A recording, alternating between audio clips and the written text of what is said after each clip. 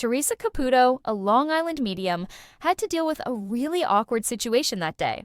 Theresa was doing her spirit reading, of course, and the studio was packed with people watching the live event.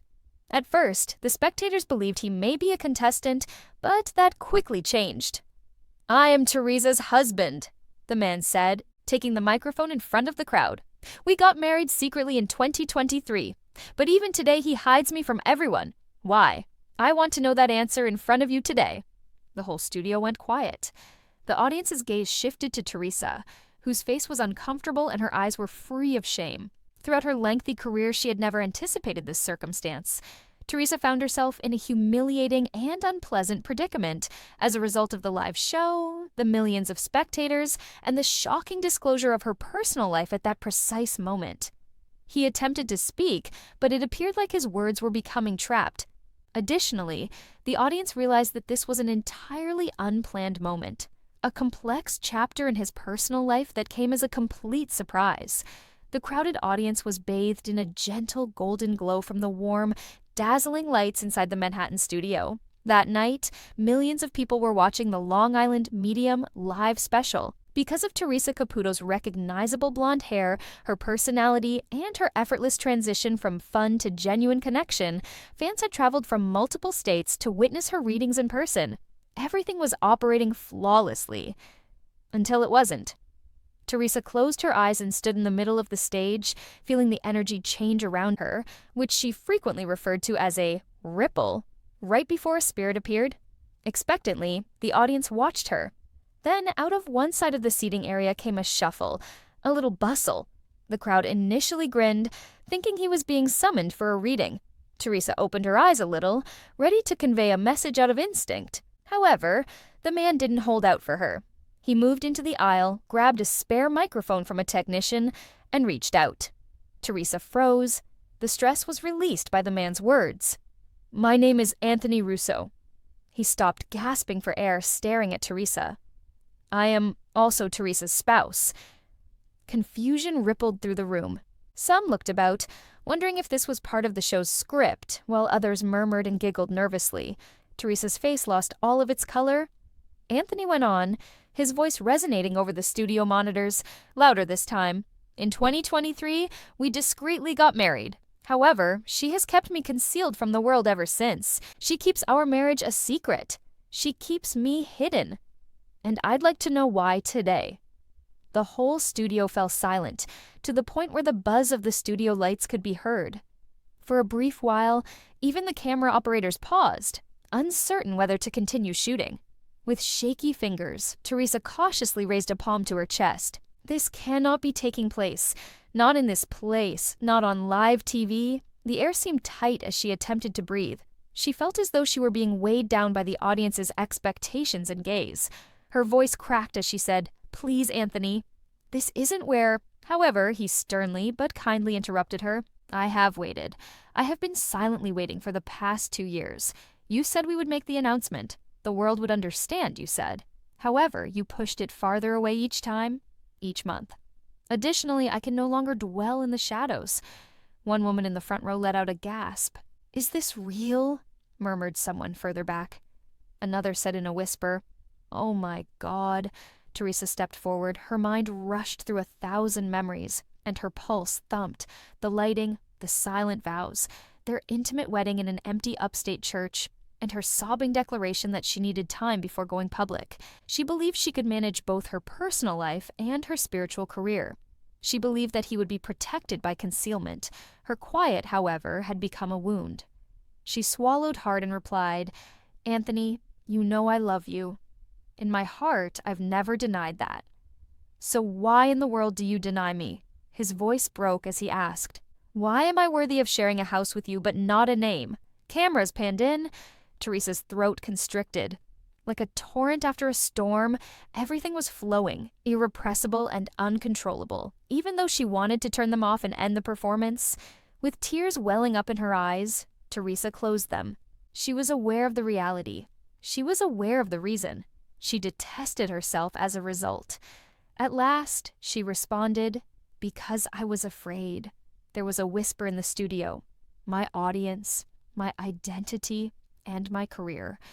The image of Theresa Caputo, the single mother and the media personality juggling life on her own, was central to everything I've created over the years. I believed that disclosing a marriage would alter how others perceive me, their level of trust in me, and how they understand the ideas I convey. She trembled when she spoke. I wasn't ashamed of you, therefore I didn't hide you. I kept you hidden out of fear that I wouldn't be the Theresa they expect me to be. She dabbed at her face. The audience's hearts grew softer as they watched. Anthony's face shifted, his wrath turning to grief. With the lights now shining on them both in the middle of the stage, he took a step closer. I never wanted to take anything from you, Theresa. All I wanted was a spot next to you. All I wanted was to be in your world as you are in mine. Theresa felt a tear trickle down her cheek. Every moment was captured by the cameras. The quiet was profound, poignant, and nearly hallowed. Unexpectedly, the crowd started to feel sympathy for both of them. I was unsure of how to tell the world, but now I'm telling them. Millions of people watched live when she turned to the audience. Despite her trembling voice, she spoke clearly. Yes, my spouse is Anthony. In 2023, we got married, and I'm done keeping him hidden. A deep sigh left the room. The years of secrecy vanished like mist as Anthony's shoulders eased with relief. The audience gradually started to applaud, starting out gently, then getting louder and forming a wave of support. Theresa didn't anticipate the response. It was more kind, human, and warmer. Anthony moved forward and took her hand in his. Theresa gave him a loving and apologetic gaze. Between them, 2 years of silent suffering seemed to end.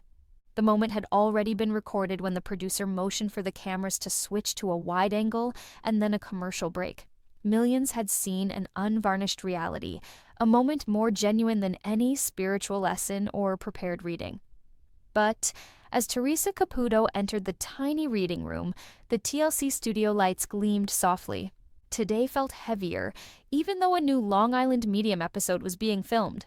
Almost like invisible hands pushing her toward an agony that cried out for words, the energy surrounding her pressed down on her shoulders.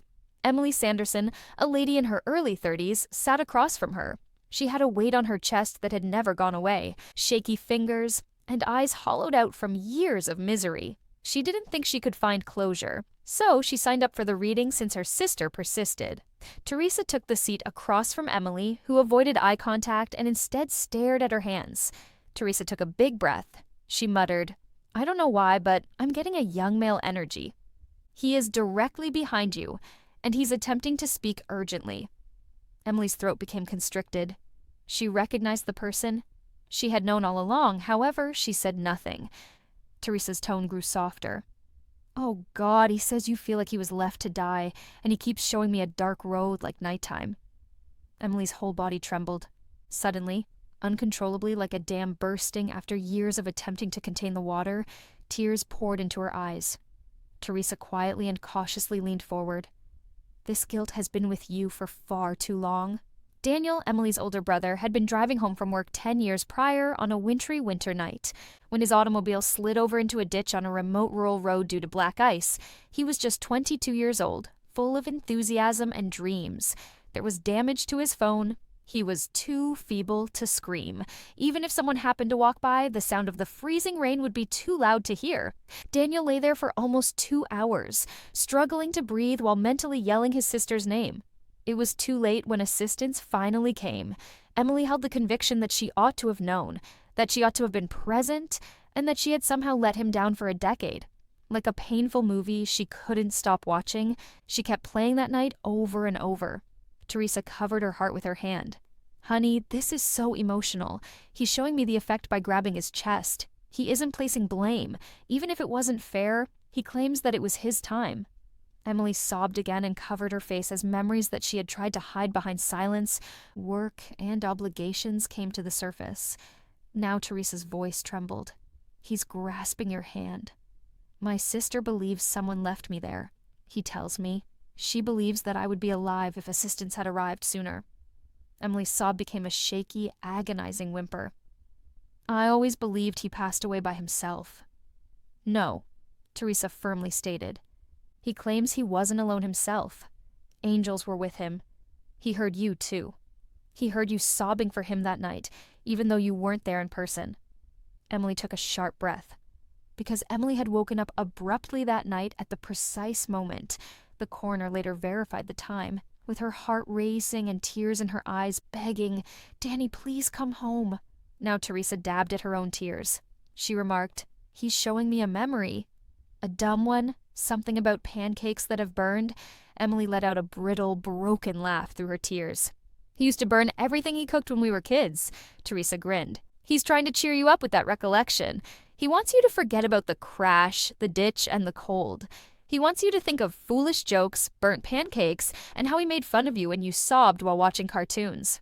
Still shaking, Emily nodded. "He's telling me that after he died, you stopped doing something. Something you once cherished."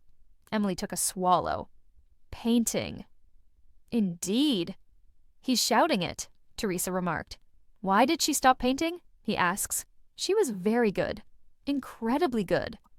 Emily's face fell back into a crumple. "Because it was he who gave me encouragement. I got my first art set from him. Every canvas seemed like a grave to me when he passed away." Theresa reached out to her tenderly. "He wants you to start painting again. He promises to be at your side as soon as your brush hits the canvas. He claims that he will live on through your art." Theresa's voice was softer than before. "Now he's showing me light, a bright, warm glow. You may let go," he says. "You are no longer need to punish yourself."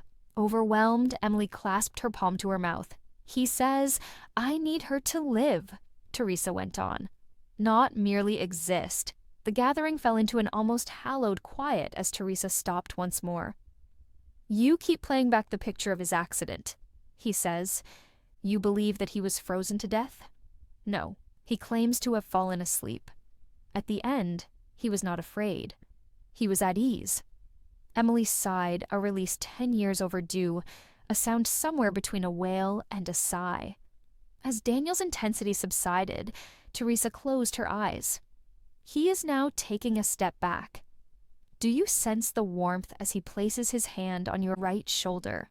Emily pressed her palm to the precise location and nodded immediately. It was tingly. Theresa's voice broke as she stated, "He wants to leave you with one last thing. Tell her that I was never abandoned to perish. They carried me home." That was it. Emily needed those words. She waited a decade to hear those words. She let out a deep, purifying cry that seemed like her soul was finally letting go, rather than the acrid, smothering sadness she was accustomed to. But over Long Beach, New York, the sun was gradually lowering itself, illuminating the sky with gentle shades of lavender and orange. After a long day of private readings, Theresa Caputo had just wrapped up. She strolled outside her office to get some fresh air, her hair glowing practically gold beneath the studio lights, perfectly teased as always. That night, she had no intention of working. She had no intention of appearing in public, much less giving a surprise live spiritual reading. But fate had its own plans, as usual. A few blocks away, Hearts for Hope, a small local charity, was holding a fundraiser that evening. Months ago, Theresa was invited, but she graciously declined due to her hectic schedule.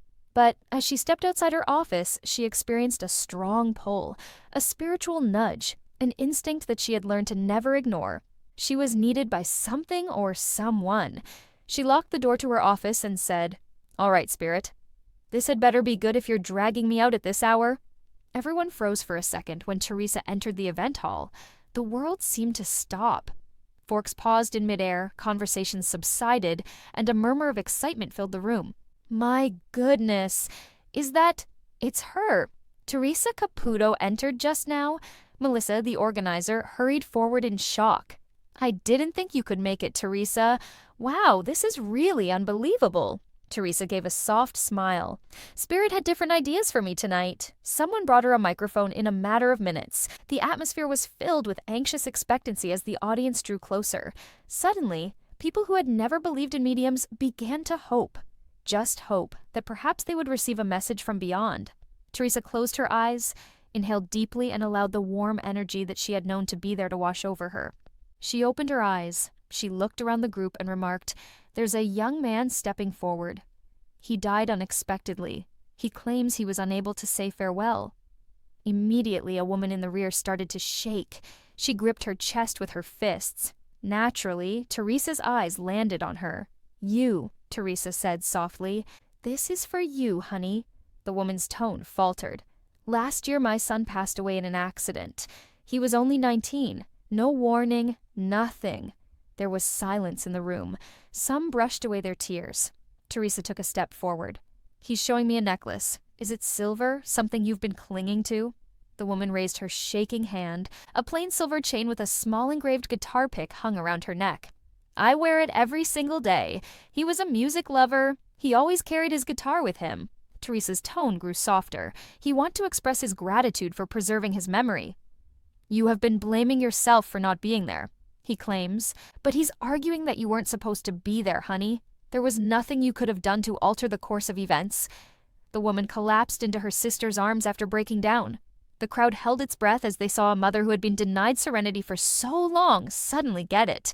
Theresa sensed another surge of energy before the crowd could gather itself. She touched her chest and remarked, "All right, someone's dad is here. He died of a cardiac condition.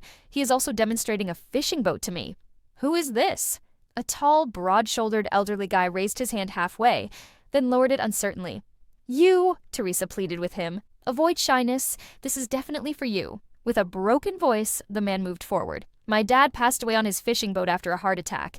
That boat was more important to him than his own home." Theresa laughed. "That's not true. He's telling me. He claims that above all, he loved you. He is pleased with the person you have become. He's referring to your most recent disagreement." He let out a gasp. "Before his death, we didn't talk for months." "Well, he wants you to let go of the guilt," Theresa remarked softly. "Tell my boy I never left him," he says. "Does that make sense?" "I'm still with you beside the sea." The man gave an erratic nod.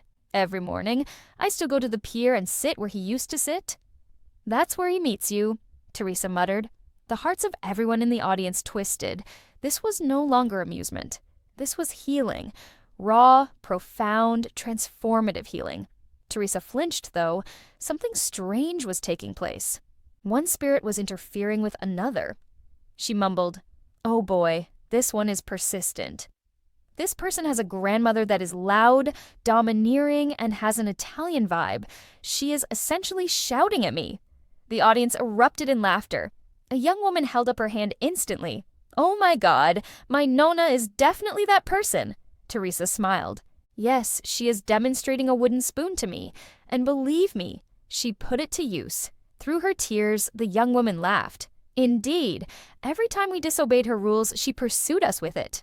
Theresa went on, "She says you've been struggling." She's giving you a finger shake. "She advises you to put your self-doubt aside and pursue your passion, which may be baking." The girl let out a gasp. "I want to start a bakery." "However, I've been afraid." "Girl, I taught you better than that," she is saying. "Get up and do it now." Once more, the audience burst into warm, heartfelt laughter. The room seemed to be filled with the grandmother's lively vitality. Theresa sensed a presence so strong that it almost made her knees give out just when she thought she was finished. "All right," she muttered. "I don't usually get emotional, but this spirit is really strong." The audience leaned closer. Theresa spoke quietly. "This is a firefighter. He's here for his brother, and he passed away while saving someone else." A man in the front gave a loud gasp. Before he could say anything, tears ran down his cheeks. "I am his brother," he stutteringly said. 2 years ago, he perished in a fire. Before the building collapsed, he rescued 3 children. A hand was placed on his shoulder by Theresa. "According to your brother, he never thought of himself as a hero?" "I just did what I was meant to do," he adds. "Additionally, he wants you to get over your grief." The man wept. "I think I let him down. I wasn't present." Theresa gave a hard shake of her head. "He claims that you have been bearing both your own and his guilt. Give it up. Tell my brother that he gave me the strength to run into that building, not the other way around," he says. Everyone in the room sobbed. Theresa even dabbed at a tear. The hall felt lighter after the reading, as though everyone had let go of years of sorrow in a single evening. Theresa glanced at the audience and lowered the microphone. "I didn't intend to be here tonight," she said, "but it was prearranged by spirit. All of the messages you heard were intended for someone, and I hope those texts serve as a reminder that the people you love are never really gone. They accompany you on your trek. They notice you, they adore you. And just to let you know, they brought me here tonight." She received a lengthy, heartfelt standing ovation from the audience, who stood up. Theresa grinned, her eyes sparkling in the illumination. "Okay, let me go home," she muttered to the spirit. Knowing that she had just transformed innumerable lives without ever intending to, she stepped out into the refreshing night air. But Theresa Caputo got out of her black SUV in front of a charming white house in Oyster Bay as the sun was sinking over Broad Island, leaving broad orange streaks across the sky. She was invited to a private reading, which she didn't often do these days, but she felt drawn to this one for some reason. "My sister died in a fire," was the brief email. "I am unable to forgive myself. Please assist me." Theresa simply shook her head when her assistant asked if she wanted further information. "No. Spirit will not allow me to overlook this one." With her trademark blonde hair bouncing slightly, she clutched her purse as she upped the brick steps. A woman in her late 30s emerged as the door opened, looking pale and worn out, her eyes swollen not from a single night's tears, but from years of crying. "Hello, Theresa. My name is Emily," she muttered. With a soft grin, Theresa entered. The air in the home felt heavy and strained, as if it were holding its breath. There were images of 2 young girls on the mantel. One was about 12, and the other might be 8. Theresa was staring, and Emily saw it. Softly, she pointed to the smaller girl and murmured, "That's Lily. She is the one who passed away." Theresa gave a slow nod. "What about the older one?" "Hannah, my daughter. She is at the home of a friend. I didn't want her to see me today in this state." They were seated at a round dinner table. Emily had to use both hands to grasp her coffee cup since her hands were shaking so much. As she always did before a reading, Theresa inhaled deeply and closed her eyes. Theresa remarked, "All right, Spirit is already coming in hot. There's a little girl here, Emily, maybe 8 or 9 years old. She is displaying a pink and white plush unicorn to me.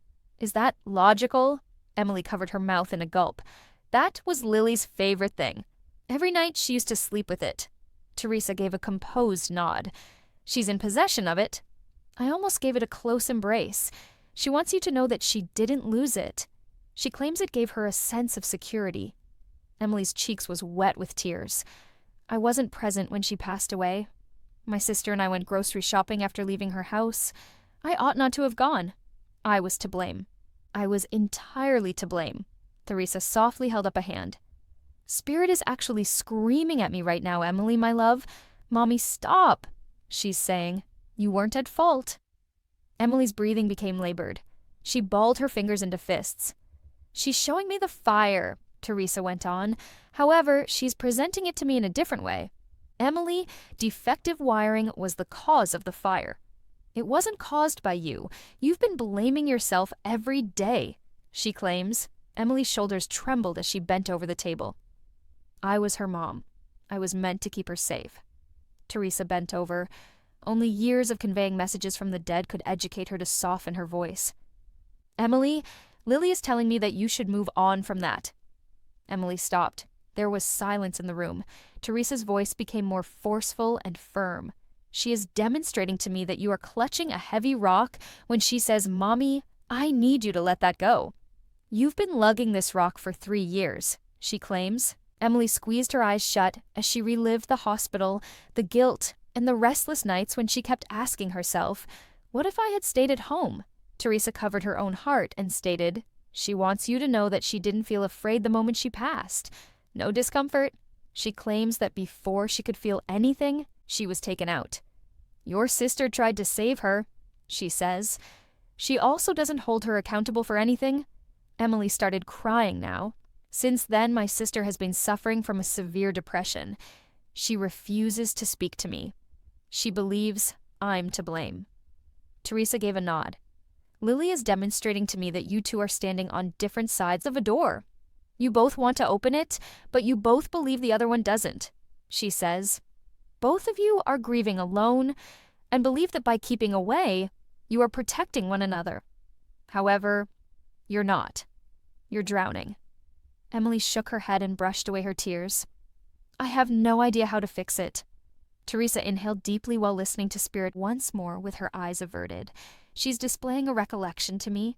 "Did you ever braid Emily's hair while she was singing a goofy marshmallow song?" Emily's laughter was shattered. Yes, her favorite song was the one. She created it on her own. Theresa grinned and remarked, "She's singing it right now." She wants you to focus on the happiness rather than the sadness. She says that instead of searching for her in grief, you should search for her in love. Emily's hand gripped her chest tightly. "I really miss her," Theresa said. "She knows." "She came today for that reason. Stop punishing yourself," she says. She claims that she feels it every time you weep because you feel like you let her down. She is also hurt by it. She claims that until you let go of your guilt, she will never be at peace. A sweet, kind presence appeared to permeate the space. Theresa shut her eyes once more. "Emily is currently giving you a hug. As before, she is putting her arms around your waist. 'Mommy, I'm happy,' she says.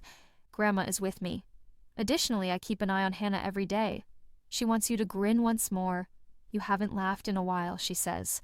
Emily's breathing evened out, but her tears now came quietly. "Now what should I do?" Emily muttered. "How can I let go?" Theresa gave her a direct look. "You begin by pardoning yourself. You give your sister a call first. You begin by picturing Lily as she wishes to be remembered, dancing in the living room, hugging her unicorn, and singing songs about marshmallows." Emily gave a slow nod. "Healing doesn't mean forgetting," Theresa went on. "It entails proceeding with love rather than suffering. Emily, Lily wants you to live. Live it up." Emily let a little, brittle smile come on her face for the first time in 3 years. Theresa got up and gathered her handbag. "Theresa?" "Thank you," Emily said as she got to the door. Theresa gave me a kind grin. "Thank you, Lily, honey. I only serve as the messenger." The sky outside was now a rich purple, speckled with stars. Theresa raised her head and muttered, "Go to sleep, little angel. Your mother heard you." Inside the house, Emily stood silently in front of Lily's picture, her shoulders bearing something softer and less oppressive than the awful weight of guilt. "Hi everyone, welcome to my channel. My name is Mina, and I hope you're having a great day. Remember to subscribe to the channel if you enjoy the video.